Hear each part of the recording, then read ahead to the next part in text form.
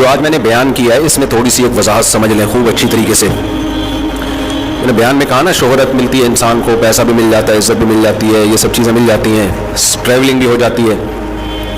لیکن خوب بات یہ اچھی طرح سے سمجھ لینی چاہیے کہ یہ چیزیں اگر نعمت ہیں تو اس وقت ہیں جب اللہ راضی ہو. اللہ راضی نہیں ہے تو قارون نے بہت پیسہ کمایا, فرعون نے بہت عزت کمائی, لیکن یہ شہرت, یہ عزت, یہ تباہی بربادی کا ذریعہ بن گئی. اس لیے اپنے ذہنوں میں یہ بات اچھی طرح بٹھا لیں کہ ایک آدمی جو جھونپڑی میں رہتا ہے, سوکھی روٹی بمشکل گزارا ہوتا ہے, دنیا میں کوئی اسے نہیں جانتا, لیکن اس نے اللہ کو راضی کیا ہوا ہے. خدا کی قسم وہ کروڑہ گنا خوش قسمت ہے اس شخص سے جس کے پاس دنیا کی ہر نعمت ہو مگر اللہ اس سے خوش نہ ہو. کیونکہ آج کل نا یہ دنیا میں لوگوں کی ٹریولنگ ولاگس اور سب چیزیں دیکھ دیکھ کے نوجوانوں کی کھوپڑی آؤٹ ہونا شروع ہو جاتی ہے. سمجھتے ہیں یار پیسہ پیسہ کماؤ, پیسہ کماؤ. کمائے, کسی نے منع نہیں کیا آپ کو. اصل کیا ہے؟ تلک الدار الآخرۃ نجعلها للذین لا یریدون علوا فی الارض ولا فسادا. قارون جب اپنے خزانوں کے ساتھ نکلا اور روب اور دبدبے کے ساتھ, تو دنیا پرستوں نے کہا یا لیت لنا مثل ما اوتی قارون, ہائے کاش ہمیں بھی ایسا پروٹوکول ملتا. اس زمانے کے موٹیویشنل اسپیکر قارون کو اپنی مجلسوں میں بلاتے ہوں گے کہ آپ کی سکسیس کا راز کیا ہے. اس زمانے میں بھی تو ہوتے ہوں گے نا کوئی نہ کوئی. اپنی ورک شاپس میں ان کو بلاتے ہوں گے پروگرام میں, قارون تشریف لائیے, آپ کو ایوارڈ دیا جائے گا, آپ یہاں کامیابی تک کیسے پہنچے. اصل میں اسٹرگل میں کبھی مایوس نہیں ہوا. یہ ٹوپی ڈرامے قارون نے بھی بہت کیے ہوں گے. اور موسیٰ علیہ السلام سے پوچھا جاتا ہوگا معاذ اللہ آپ کی ناکامی کا سبب کیا ہے. نہ آپ کے پاس پیسہ ہے, نہ کوئی خاص ٹریولنگ ہے, صرف ایک دفعہ مدین گئے تھے, وہ بھی کسی کیس میں, ٹھیک ہے نا, قتل کا مقدمہ چل رہا تھا, تو فرعون کے خوف سے مصر چلے گئے اور پیدل سفر اتنا لمبا, اور وہاں 10 سال بکریاں چرائی ہیں.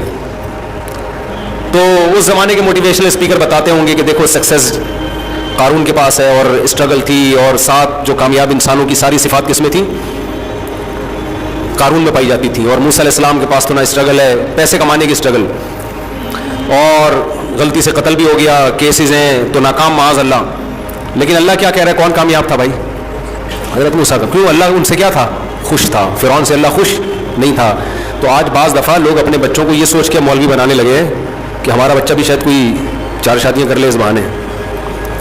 تو یہ خوب اچھی طرح ذہن میں بٹھا لیں کہ بار بار قرآن و سنت سے ہمیں پتہ چلتا ہے کامیابی صرف اللہ کی رضا کا نام ہے. اور یہ جو دنیا کی چمک دھمک ہے نا, اس سے تو بالکل بھی متاثر ہونے کی ضرورت نہیں ہے. مرنے کے بعد سب کیا ہے, کیا ناروے, کیا سویڈن, کیا جاپان, کیا جرمنی, کیا کباب پراٹھے, کیا برگر, کیا پیزا, کیا 4 بیویاں, کیا 18 بچے, 15 میں 3 اور ایڈ کر لو, کیا جا رہا ہے, یہ 22 کر لو. چلو, تو یہ سب کیا ہونے والا ہے؟ تو اللہ خوش ہے تو بھائی سب سیٹ ہے, اللہ خوش نہیں ہے تو سب کیا ہے. تو اس لیے ان چیزوں کو اگر کرو بھی تو اللہ کی رضا کے لیے. پیسہ کماؤ کس کے لیے؟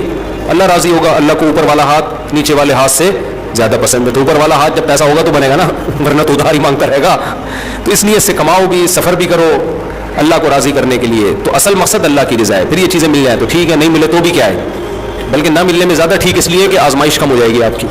غریب آدمی کی آزمائش کم ہے, پیسے والے کی آزمائش زیادہ ہے. تبھی حدیث میں آتا ہے کہ جنت میں غریب ہول سیل کے حساب سے ہوں گے, پیسے والے شارٹ ہوں گے جنت میں. کیوں؟ وجہ اس کی یہ کہ جب پیسہ آتا ہے تو نماز روزہ مارکیٹ سے شارٹ ہوتا ہے. غریب آدمی کے پاس کچھ ہے ہی نہیں تو کہہ لگا چلو نماز ہی پڑھ لو یار, جا کے فلم تو دیکھ نہیں سکتے, نیٹ بیلنس ہی نہیں ہے, وائی فائی بھی ادھار لے رہا ہوتا ہے وہ لوگوں سے, تو وہ نماز پڑھنا اس کے لیے آسان ہے. اچھا بھائی, اچھا آج کل نا لوگ اپنا, ابھی یہ صاحب آئے نا مجھ سے ملے, کہنے لگے میرے کان میں میری 2 بیویاں 8 بچے ہیں, میرے کان میں کہہ کر گئے. آج کل لوگ اپنا تعارف مجھ سے اس طریقے سے کروا رہے ہوتے ہیں. اتنا ٹرینڈ چل پڑا ہے نا. ان کو پتا ہے مفتی صاحب نے لفٹ کرانی نہیں ہے, 2 بیویاں بولوں گا تو لفٹ کرائیں گے, اچھی طرح سے ملیں گے, سیلفی بھی ہوگی. ورنہ پہلے تو لوگ بھائی میرا یہ بزنس ہے, بھائی میں نے 4 مہینے لگائے ہیں تبلیغ میں, بھائی میں فلانے گریڈ کا آفیسر ہوں, بھائی میں آپ کا پڑوسی ہوں, بھائی میں یوں. اب میرے سے ملاقات کے وقت ٹرینڈ کیا ہو گیا ہے. میں ڈیفینس میں گیا کچھ دن پہلے بیان کے لیے, تو پھر اس میں ملاقاتیں تھیں. ملاقاتوں میں کیا ہوا ہے, میں جب بیٹھا ہوں تو تعارف, آپ کہہ رہے ہیں حضرت میری 2 ہیں, آپ کا کیا تو حضرت میں نے 3 شادیاں کی ہوئی ہیں. ابے بھائی ادھر مڑا, آپ کی کتنی؟ کہہ رہے ہیں میری 4 ہیں, آپ کی 3 ہیں. یہ اس طرح سے لوگ بیٹھے ہوئے تھے جب ان کو پتا چلا نا میں آ رہا ہوں ڈیفینس میں, تو سارے پورے ڈیفینس میں 3-3, 2-2, 4-4 والے اکٹھے ہو گئے کہ اپنے دکھڑے میرے سامنے پیش کریں گے.